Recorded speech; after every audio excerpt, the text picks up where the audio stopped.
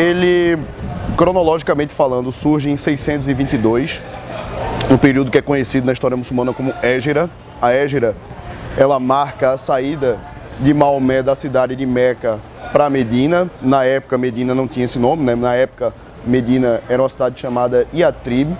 E para entender essa fuga, a gente tem que entender primeiro por que Maomé foi preso, né? Maomé, ele nasce no contexto de uma península arábica extremamente fragmentada, entre diversos grupos familiares que controlavam principalmente as rotas de comércio da Rota da Seda dentro da Península Arábica. E, do ponto de vista religioso, era uma comunidade politeísta, né? Maomé é o primeiro a sugerir um monoteísmo, e aí existe uma divergência muito grande entre aqueles que contam a história fora do Islã e aqueles que contam a história dentro do Islã, né? Um fiel muçulmano vai dizer que Maomé teve uma revelação, né? Maomé ele é revelado a ele a figura de Alá. Já os historiadores ocidentais, um pouco menos religiosos, admitem que foi uma questão de criação de uma unidade religiosa, que Maomé percebeu que, comparando a Península Arábica com outras regiões, como a Síria, como a Pérsia, como o Império Bizantino, o que dava essa coesão imperial a esses territórios não era a figura simplesmente do vizir, do sultão ou do basileu, era uma questão muito mais religiosa, né? Então ele sabia que a unidade religiosa era extremamente importante para a fundação dessa comunidade dentro da Península Arábica.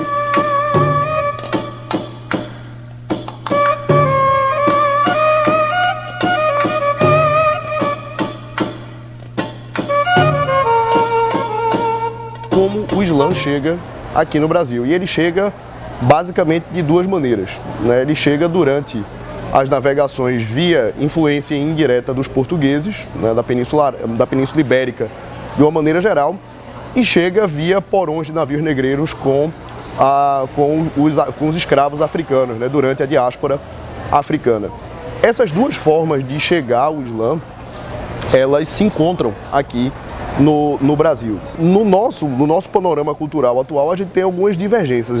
É um ponto bem polêmico, porque você pode considerar, por exemplo, a musicalidade, principalmente a musicalidade nordestina, com nuances da musicalidade arabo-muçulmana, né? Os meio-tons. Se você parar para pegar o exemplo do aboio, por exemplo, que se usa aqui no Nordeste, você vai ouvir muito desse som árabe ao fundo, né? O uso do melisma, o uso da variação de voz, a própria forma como se toca os instrumentos, a rabeca, que é um instrumento que passa pela mão dos portugueses e vem para cá e que é adaptado à realidade nordestina, também é um instrumento que se vale muito da chamada escala árabe, né, da chamada escala oriental.